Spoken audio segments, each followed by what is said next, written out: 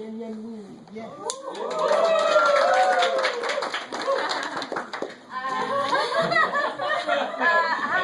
I'm Yan Yan. Quick introduction. We came to New York 16 years ago, something like that. And Colin and I, our husband and wife, we created a child.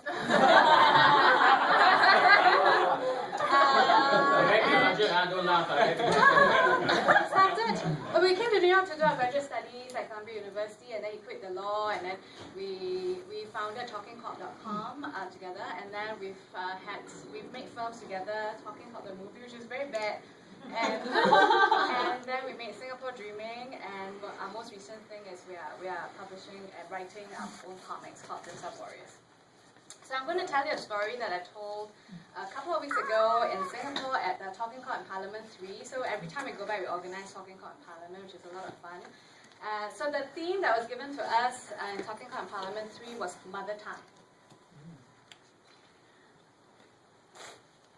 My daughter started being verbal very early. So at 2 years old, one day she told me, with great urgency, she said, "Mommy, Mommy, 夹住了, 夹住了, 夹住了." So I was like, what the hell? What's she saying? What 夹住了? Only when the Shanghainese nanny helped her get her wedgie out of her bottom did I realize what it meant. It was a rude awakening for me. It was like what's going on here? Like, what kind of child am I bringing up here that she's not speaking my mother tongue, which is, she should have said, "Kiap tio la, kiap tio la, kiap tio la." Instead, she said, "Jia zhu le, jia zhu le, jia zhu le." So it got me very worried. Like, what child is this that I'm bringing up in Flushing, Queens? So Flushing, Queens is a very interesting place, and it has, and it's Flushing is. I have to tell you first that there's going to be a lot of potty language in my story. So it's going to. It's so Flushing. So Flushing, like, you know. It comes from a Dutch word. So apparently the Dutch West India Company named this place Vlissingen. And how Vlissingen became Flushing, I don't really know, but if there ever was a Babel, I think Flushing is the Babel, because Flushing has so many different languages. There are so many multiple types of Chinese languages: Northern Chinese, Southern Chinese, Taiwanese, Fujianese, and so on. There's so many. There's Koreans being spoken here. There are Bangladeshis here. There are Iranians. There are, Russian Jews, there are Italians, people from all over the place. It's a place where linguistically there's no center. Everybody tries to claim the center at one point or another, but linguistically there's really no center. So what I realized about bringing up a child like this in this neighborhood, what I began to see about her behaviors in this neighborhood is that she often tries multiple languages. So whenever she sees somebody, she speaks to somebody whom she thinks she can't communicate with, she doesn't assume that the person doesn't understand. She assumes that maybe she's using the wrong language. Yeah. So when we go into the elevator, she sees an Asian-looking person, she might try ni hao.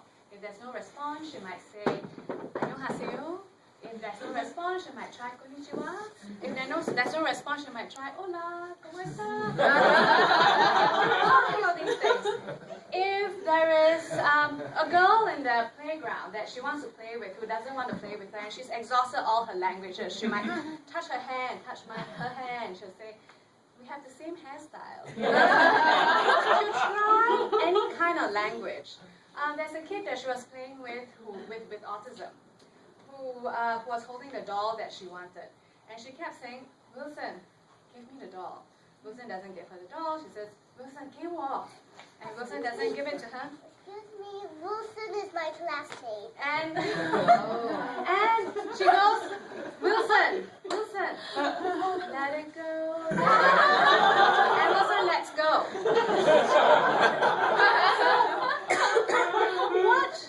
What stories, what can we do? What stories do we hear?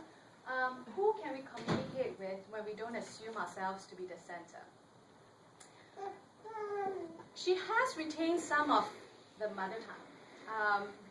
In moments of great urgency, in moments of love, in moments of or pain. She has retained the mother tongue.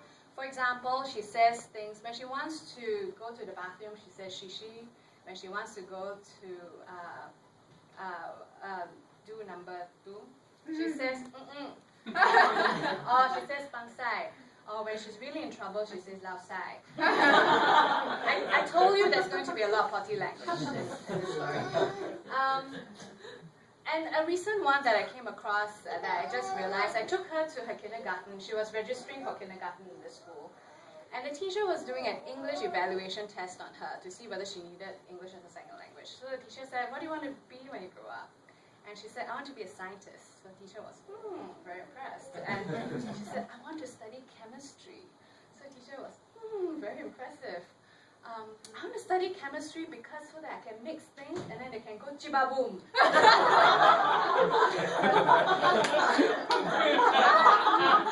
So she has indeed retained the mother tongue. When she was 3 years old, we went to an Afghan restaurant called Kabul Kebab in Flushing, which is a fantastic kebab restaurant. It is also the place where the NYPD hangs out because that's where apparently they get tips on like terrorism activities. Yeah, that's what we read on like a police website. But actually the kebabs there are the best in the whole of New York. So I think that's why we're there. So we're in this Afghan restaurant, and she goes to the bathroom with me, and suddenly she cries out in pain. Mommy, the potty kiap my piku. So imagine my pride as a Singaporean mother living in New York, that she didn't just use one language, 3 languages. The potty kiaped my piku. English, Mandarin, Hokkien, right? And as an English teacher, the English teacher in me was especially proud that she didn't just say kiap. She said, yeah.